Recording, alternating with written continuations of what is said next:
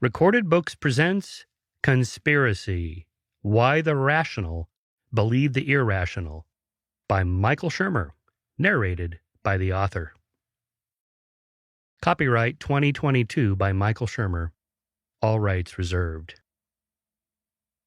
To Pat Lindsay, co-founder of the Skeptic Society and Skeptic Magazine, colleague, confidant, and friend, who embodied the maxim and mission of the Skeptic Society, adopted from the 17th century Dutch philosopher Baruch Spinoza, I have made a ceaseless effort not to ridicule, not to bewail, not to scorn human actions, but to understand them. Epigram from Steven Pinker, his 2021 book, Rationality: What It Is, Why It Seems Scarce, Why It Matters. Quote, to understand is not to forgive. We can see why humans steer their reasoning toward conclusions that work to the advantage of themselves or their sects, and why they distinguish a reality in which ideas are true or false from a mythology in which ideas are entertaining or inspirational, without conceding that these are good things. They are not good things. Reality is that which, when you apply motivated or my-side or mythological reasoning to it, does not go away. False beliefs about vaccines, public health measures, and climate change threaten the well-being of billions. Conspiracy theories incite terrorism, pogroms, wars, and genocide. A corrosion of standards of truth undermines democracy and clears the ground for tyranny. But for all the vulnerabilities of human reason, our picture of the future need not be a bot tweeting fake news forever. The arc of knowledge is a long one, and it bends toward rationality. Close quote. Apologia.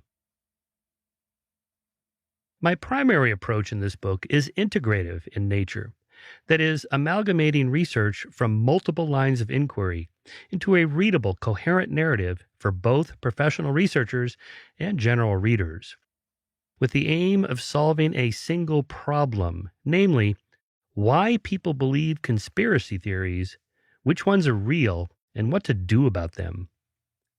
My model for this approach is what has come to be known as third culture books, inspired by British scientist and novelist C.P. Snow's call for a third culture between the two cultures of science and the humanities, from his famous 1962 essay, The Two Cultures.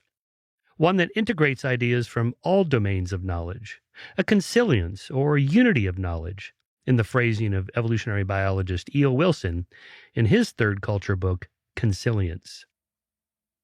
Other type specimens, determiners of the characteristics of a group, in the third culture genre include Jared Diamond's Guns, Germs, and Steel, a Pulitzer Prize-winning work that is a highly original assimilation of research from multiple fields with the aim of solving one problem: why civilizations developed at different rates around the world over the past 13,000 years. Another is Richard Dawkins' The Selfish Gene, which unified the research of evolutionary theorists Robert Trivers, William Hamilton, John Maynard Smith, and others into a consolidative whole, written for professionals and the public alike in such style that it is considered not only a classic in science, but also a masterpiece of literature. A third is Steven Pinker's The Better Angels of Our Nature, which also provides a model for how to deal with a complex human and social problem for which no single theory can possibly account. Pinker detailed 6 historical trends, 5 historical forces, 5 inner demons, and 4 better angels as causal and interacting vectors to account for the decline of violence. Like Charles Darwin's On the Origin of Species, the above books are not popular versions of scholarly works.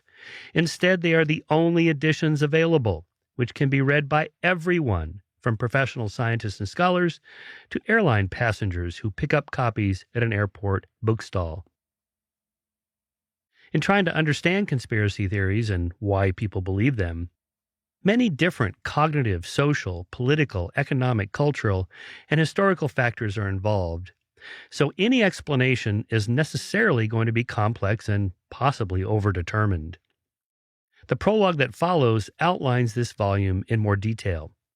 But allow me to briefly sketch my theoretical model of three overarching factors at work. They demonstrate why people believe conspiracy theories with an aim toward illuminating what I am calling the conspiracy effect. Why smart people believe blatantly wrong things for apparently rational reasons. 1. Proxy conspiracism. Many conspiracy theories are proxies for a different type of conspiracist truth, a deeper, mythic, psychological, or lived experience truth. As such, the details and verisimilitude of particular conspiracy theories are less important than the richer truths represented therein, which often contain self-identifying, existential, and moral meanings, frequently involving power both for the conspiracist and for the perceived conspirators. 2. Tribal conspiracism. Many conspiracy theories harbor elements of other beliefs, dogmas, and adjacent or preceding conspiracy theories long believed and held as core elements of political, religious, social, or tribal identity. As such, current conspiracy theories, like proxy truths, may serve as stand-ins for earlier ones having deep roots in history. This accounts for the cross-pollination of conspiracy theories and the propensity for people who believe in one to believe in many. An endorsement of these theories serves as a social signal of loyalty to the tribe that embraces them as part of that group's identity. 3. Constructive conspiracism. The assumption by most researchers of and commentators on conspiracy theories is that they represent false beliefs, which is why the term has become a pejorative descriptor. This is a mistake because, historically speaking, enough of these theories represent actual conspiracies. Therefore, it pays to err on the side of belief rather than disbelief, just in case. With a lot at stake, especially one's identity, livelihood, or even life, which was the case during the Paleolithic environment in which we evolved our conspiratorial cognition. To keep listening to this audiobook, I've left you a link in the description so you can do it, at no cost thanks to Audible's 30-day free trial.